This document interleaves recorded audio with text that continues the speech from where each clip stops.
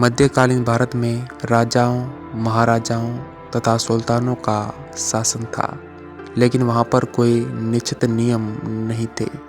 जिनके पास ताकत थी वे ही सुल्तान बनते थे। भारत में मुगल वंश का शासन कई सौ वर्षों तक जारी रहा। इस दौरान ये देखने को आवश्यक तौर पर मिला कि मुगल वंश के सम्राट की अपेक्षा उनके पुत्र राजगद्दी पाने के लिए उतावले रहते थे। नमस्कार दोस्तों, मैं आपका दोस्त कैलाश कुमार आपके सामने एक और ऐतिहासिक विषय लेकर उपस्थित हूँ।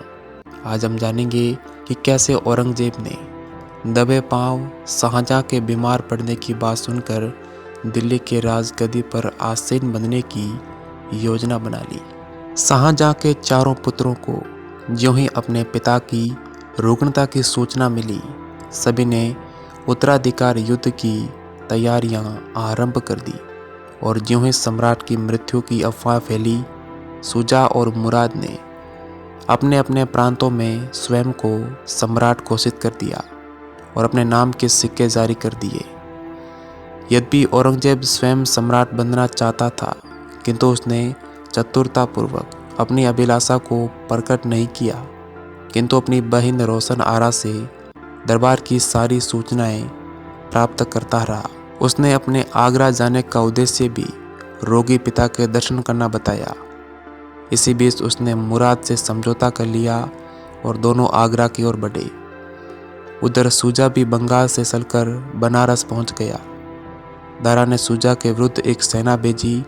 फरवरी 1658 ईस्वी को बनारस के निकट बहादुरगढ़ नामक स्थान पर शुजा परास्त हुआ और बंगाल की ओर भाग गया।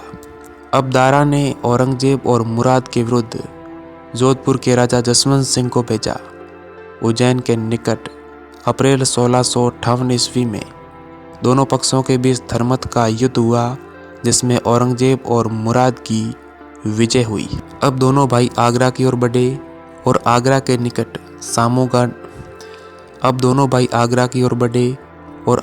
निकट सामोगढ़ नामक स्थान पर पहुंचे। धर्मत के युद्ध में शाही सेना की पराजय से दारा स्तंभित रह गया। अतः दारा स्वयं अपने भाइयों के विरुद्ध बढ़ा और वह भी सामोगढ़ पहुंच गया। जून 1658 ईस्वी में दोनों पक्षों में सामोगढ़ का युद्ध हुआ। शाही सेना ने वीरतापूर्वक युद्ध किया, किंतु दारा परास्त हुआ और दिल्ली की तरफ बढ़ा ताकि पुनः युद्ध की तैयारी कर सके। इस विजय के बाद चालाक औरंगजेब ने घोषणा की कि मुराद को सम्राट बना दिया जाएगा।